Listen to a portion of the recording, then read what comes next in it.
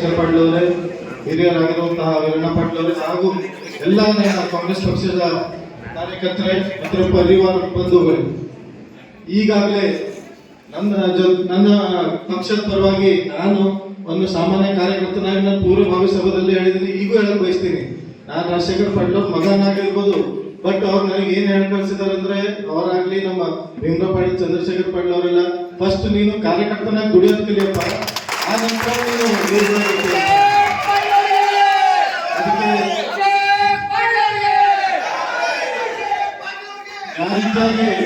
ಯಾವ ರೀತಿಯಾಗಿ ಬಸವರಾಜ್ ಪಾಟೀಲ್ ಅವರು ಅವ್ರ ಮಕ್ಕಳನ್ನ ಹೇಳ್ಕೊಟ್ಟಿದ್ದಾರೆ, ಯಾರಿಗಾದ್ರೂ ಒಳ್ಳೇದ್ ಮಾಡಕ್ ಆಗೋದಿಲ್ಲ ಅಂದ್ರೆ ಯಾರಿಗೂ ಕೆಟ್ಟದಾದ್ರೂ ಬಯಸಬೇಡ ಅಂತೇಳಿ, ಅದೇ ರೀತಿಯಾಗಿ ನಮ್ಮ ತಂದೆಯವರು ನನಗೆ ಯಾವಾಗಲೂ ಹೇಳ್ತಾರೆ, ನೀನ್ ಯಾರಿಗೂ ಒಳ್ಳೇದ್ ಮಾಡಕ್ ಆಗಲ್ಲ ಅಂದ್ರೆ ಕೆಟ್ಟದ್ ಮಾಡ್ತಾರೆ ಬಯಸ್ಬೇಡಪ್ಪ, ಅವ್ರ ಕಷ್ಟದಲ್ಲಿ ಭಾಗಿಯಾಗಕ್ಕೆ ಶತಗತ ಪ್ರಯತ್ನ ಮಾಡು, ಏನಾದ್ರೂ ಇದ್ದಿದ್ರು ಸಹ ಹೇಳು, ನಾವು ಅವ್ರ ಜೊತೆಲಿ ಇದ್ದಿ, ನಮ್ಮ ಪಕ್ಷ ಅವ್ರ ಜೊತೆಲಿ ಇದ್ದಿ, ಅವ್ರಿಗೆ ಅವ್ರ ಕಷ್ಟನ ದೂರ ಪಡಿಸೋಣ, ಅವ್ರ ಜೊತೆಲಿ ಇದ್ದಿದ್ದು ತೋರ್ಸೋಣ.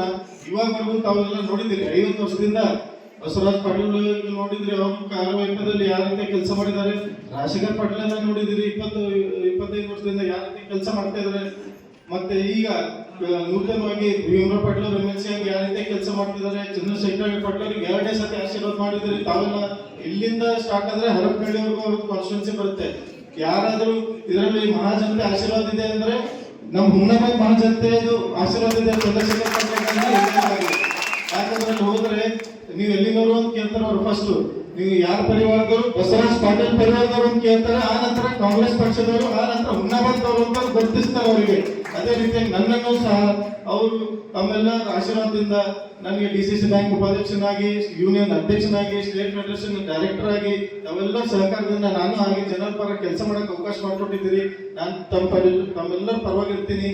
ಮತ್ತೆ ಈಗಾಗಲೇ ನಮ್ಮ ಒಬ್ಬರು ಸಿಸ್ಟರ್ ಮಾತಾಡಿ ಹೇಳಿದ್ರು, ಕಾಂಗ್ರೆಸ್ ಚಿನ್ನ ಯಾವ ರೀತಿಯಾಗಿದೆ, ನಾವು ಯಾವ ರೀತಿ ಮುಟ್ಟಿ ಅಂದ್ರೆ ಇದು ಮಾಡ್ಕೊಂಡಿದ್ದಾರೆ, ಯಾವ ರೀತಿಯಾಗಿ ನಾವು ಬಲಿಷ್ಠವಾಗಿರ್ಬೋದು, ಒಂದೇ ರೀತಿಯಾಗಿ ನಮ್ಮಲ್ಲಿ ಯಾರು ಬಳ ಮಾಡ್ಕೊಂತ ಇರ್ತಾರೋ ಬಳ್ಳಿಲ್ಲ ಒಡ್ಡೆ ಮುರಿಬಹುದು. ಯಾಕಂದ್ರೆ ಯಾವ ರೀತಿಯಾಗಿ ಅವರು ಭಾಷೆ ಉಪಯೋಗ ಪಡ್ತಾರೆ, ಅವ್ರಿಗೂ ಗೊತ್ತಿಲ್ಲ, ಯಾರೇ ಇರಲಿ ಅವರು, ನಮ್ಮ ನಾಯಕರಿಗೆ, ನಮ್ಮ ಪಕ್ಷಕ್ಕೆ, ಒಬ್ಬೊಂದು ಸಣ್ಣ ಕಾರ್ಯಕರ್ತರಿಗೂ ಯಾವತ್ತಾದ್ರೂ ತ್ರಾಸ ಆದ್ರೆ ನಾವೆಲ್ಲರೂ ಬೆನ್ನೆಲುವಾಗಿರ್ತೀವಿ, ಅವ್ರ ಜೊತೆ ಹೋರಾಟ ಮಾಡ್ತೀವಿ ಅಂತ ಹೇಳ್ತಾ ಬರ್ತಕ್ಕಂಥ ದಿನದಲ್ಲಿ ಈಗ ಜಡ್ಪಿ ಆಗಿರ್ಬೋದು, TP ಆಗಿರ್ಬೋದು, ಇವತ್ತು ನಾವು ಸೇರಿರೋದು ಕಾರಣ ಏನಂದ್ರೆ ನಾವೆಲ್ಲರೂ ಒಗ್ಗಟ್ಟಾಗಿ, ಈಗ ಆಗಿದ್ದಂತೂ ಆಗೋಯ್ತು, ಏನಾಗ್ತಿತ್ತು ತಮ್ಗೆಲ್ಲರೂ ಗೊತ್ತಿದೆ. ಬಾರ ಅದೇ ಹೇಳೋದ್ರಲ್ಲಿ 2.5 ವರ್ಷ ಮುಂದೋಯ್ತು, ಇನ್ನೂ 2.5 ವರ್ಷ ಇದೆ.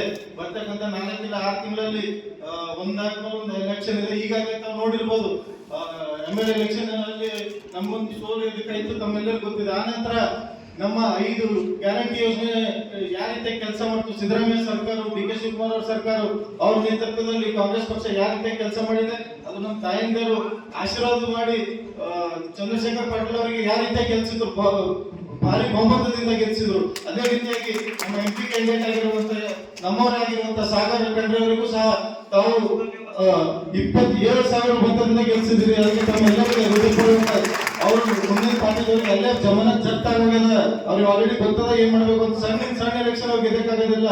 ತಾವು ನೋಡಿ, ಈಗ ಮೊನ್ನೆ DCC ಬ್ಯಾಂಕ್ ಆಯ್ತು, BKPS ಸೊಸೈಟಿ ಆಯ್ತು, ಎದ್ರಲ್ಲೂ ಯಾರು ಗೆದ್ದಿದ್ದಾರಪ್ಪ, ತಮ್ಮ ಮುಂದೆ ಇದೆ. ಬರ್ತಕ್ಕಂಥ ದಿನದಲ್ಲಿ ಮತ್ತೆ ನಾವು ಸರ್ಕಾರ ನಮ್ದೇ ಬರುತ್ತೆ, ಮತ್ತೇನು ಸಹ, ಯಾಕಂದ್ರೆ ಜನಪರ ಇದ್ದೀವಿ, ಜನರ ಜೊತೆಲಿದ್ದೀವಿ. ಈ ಸತಿ ದುಬಾರಿಯಾಗಿ ಬರ್ತೀವಿ, ಯಾಕಂದ್ರೆ ನಮ್ಮ ಶಾಸಕ ಮತ್ತೆ ನಮ್ಮ ಸೇವೆ ಮಾಡಕ್ಕೆ ನಮ್ಮ ಜೊತೆ ಬರ್ತಾರೆ. ತಾವೆಲ್ಲ ಸಿದ್ಧವಾಗಿರಿ. ಅದು ಸಿದ್ಧವಾಗಿರ್ಬೇಕಾದ್ರೆ ಈಗಿಂದಾನೆ ನಾವು ಕೆಲಸ ಶುರು ಮಾಡಬೇಕು, ಒಗ್ಗಟ್ಟಾಗಿರ್ಬೇಕು, ಜನಪರ ಇರ್ಬೇಕು ಅಂತ ಹೇಳುತ್ತಾ, ಮತ್ತೆ ಪೂರ್ವಭಾವಿ ಸಭೆದಲ್ಲಾಗ್ಲಿ ಎಲ್ಲರೂ ನನ್ನ ಅಣ್ಣ ತಮ್ಮಂದಿರು, ನನ್ನ ಯುವಕ ಮಿತ್ರಗಳು, ನನ್ನ ಹಿರಿಯರು, ಚುಡುಗುಪ್ಪ ಗ್ರಾಮ ಆಗ್ಲಿ, ಇಡೀ ನಮ್ಮ ಚುಡುಗುಪ್ಪ ವಲಯದವರು ಎಲ್ಲರೂ ಬಂದು ಒಗ್ಗಟ್ಟಾಗಿ ಸತಿ ಕೆಲಸ